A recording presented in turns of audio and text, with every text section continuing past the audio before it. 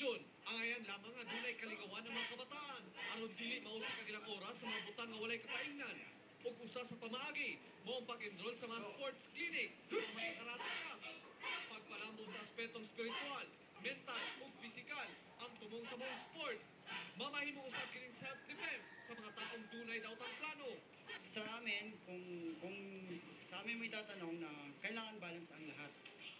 Ang karate namin, inahalintulad namin sa isang banal na misa. Etong place na to, is ginagalang namin to as a dojo.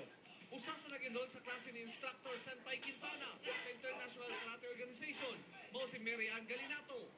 Usa ka nursing student.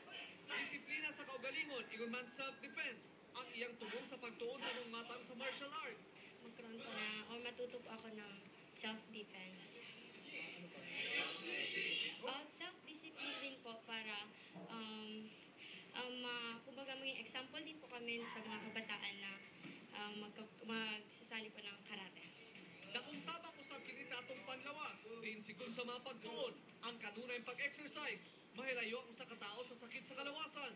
Maiwas tayo mga sakit. Kasi number one, kung pinagpapawisan tayo everyday, is marami tayong maiwas like heart attack, and then lahat ng sakit maiwas tayo.